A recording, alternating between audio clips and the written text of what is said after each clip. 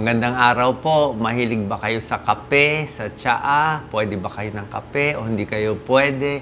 May benepisyo ba ang kape sa kalusugan nyo? Tignan po natin, ha?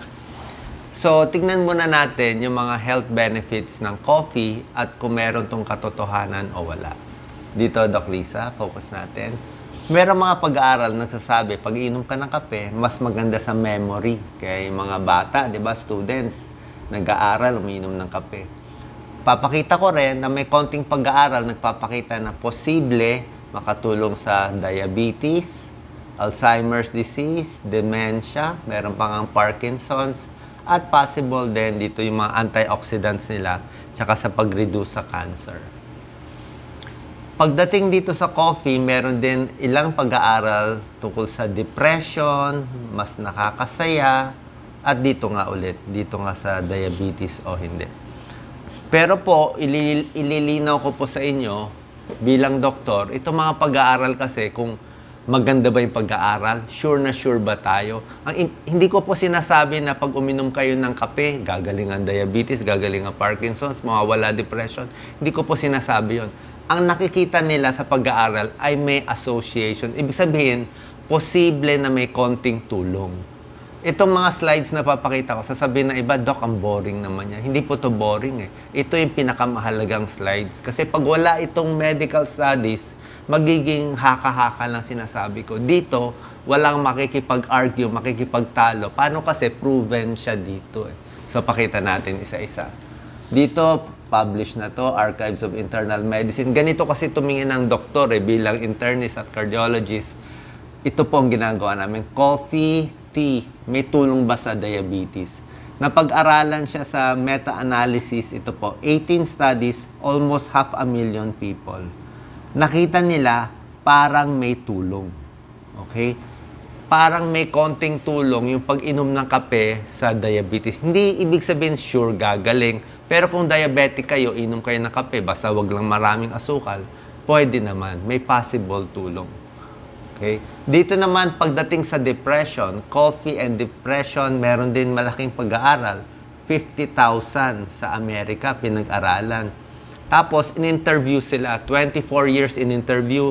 Sino nagka-depression, sino wala, umiinom ba ng kape. Yung ganitong pag-aaral po, longitudinal study, hindi siya sobra ganda. Hindi siya randomized na siguradong-sigurado tayo. Pero nakita nila, yung mga nadidepress, mas hindi umiinom ng kape. Pag uminom ng kape, parang naleless yung depression. So, sabi dito, pareho dito, kung sa depression man o sa diabetes, kailangan pa na mas malaking pag-aaral. Mahirap kasi ganitong pag-aaral eh. Kasi 24 years eh. Pero ang ibig sabihin, may konting possibility. Let's say, depressed kayo, may depressed, pwede naman i-try. I-try mo kape, tsaa, baka makatulong. Kung may diabetes, wala namang masama. Pagdating naman sa dementia, pagkaulyanin, meron din sila nakikita na parang konting benepisyo. Hanggang ganun lang kasi po ang science natin eh. Bakit natin sinasabi na, like ako, nakita ko itong mga meta-analysis, tingin ko pwede ibigay, pwede i-try sa ulyanin, Parkinson's, bakit? Kasi may sense eh. May theoretical sense. Kasi yung kape, meron siyang caffeine, pampabilis ng utak, diba? Pampataas ang metabolism. Depressed, mabagal eh. Alzheimer's, mabagal yung utak. Parkinson's, mabagal yung utak eh. Ito, pampabilis. So, by theory, sa teorya, may sense. Sa pag-aaral, parang may tulong. So, 1 plus 1, pwede natin sabihin sa ibang araw, baka may benefit siya. Okay? So, sana po malinaw. Kung meron kayong ganitong sakit, pwede i-try. Pero itutuloy nyo pa rin yung regular na gamot nyo sa depression, diabetes, at sa Alzheimer's. Pero sa pag-inom ng kape, hindi naman lahat benefit lang. Meron ding side effects. Depende nga sa tao. Kaya sinabi ko sino pwede, sino bawal. Ano ang possible problem natin sa kape? Doc Lisa, ito. Hirap sa tulog. Pwedeng tumaas yung blood pressure konti. Pwede ka maiihi. Nai-stain din yung ipin. At kung masakit ang sikmura, pwede sumakit. Depende po kasi sa taas ng caffeine. Diba? Ayaw natin sobrang caffeine, kakabugin ng dibdib. Like, ako, pati si Doc Lisa, hindi ako minom ng coffee eh. Alam ko may benefit siya, pero para sa amin, kung may nervyos, may palpitation, Si Doc Lisa, pag sa vetchin, nanginginig yan. Diba? So, kung meron kayong ganun na history o ma-acid, may GERD, minsan hindi bagay. So, depende sa'yo. So, pag mataas ang caffeine, lalong kakabog ang dibdib. So, pwede kayong decaf lang or instant. Ito po, mababang caffeine content. Brewed coffee, ang taas, oh. Baka dito kayong manginig, mamula yung muka. Tapos, pag kape, kape lang. Pwedeng black coffee, pwedeng konting sugar. Huwag nyo lagyan ng maraming asukal, maraming matatamis, maraming whipped cream, mocha, caramel. Sobra taas calories. Nakakataba na siya pag ginawa nyo pong ganun. Ito yung possible side effect ng coffee. Pwede tumaas ang blood pressure, pwede hindi kayo makatulog.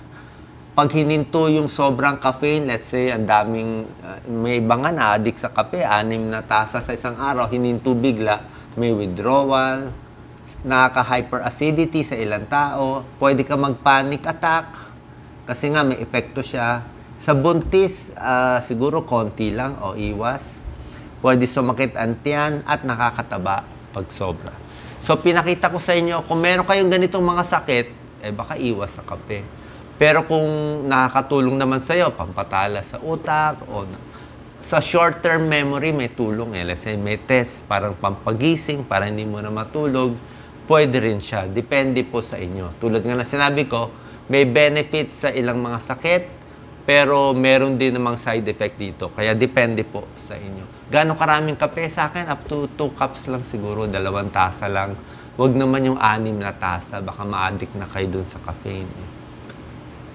Kung ayaw nyo ng kape or hindi kayo ganun ka-okay sa kape, like ako, pwede naman tsaa. Mas konti ang caffeine ng tsaa eh. Marami ding antioxidants. Coffee, marami ding antioxidants. Ang tsaa, maraming klaseng tsaa. Ako kasi gusto ko chamomile tea. Kung anong tea gusto nyo, mainit, maganda sa tiyan. Ang tsaa, pamparelax, lalo na yung walang caffeine, pampakalma ng tiyan. Minsan sa mga sipon-sipon, may tulong din. Coffee or tea, ano ba mas gusto nyo? Ang coffee, mas mataas yung caffeine. Yan. Pero may benefits din naman siya, tulad na sinabi ko. Ang tsaa, mas mabagal. Pero marami rin siyang antioxidants.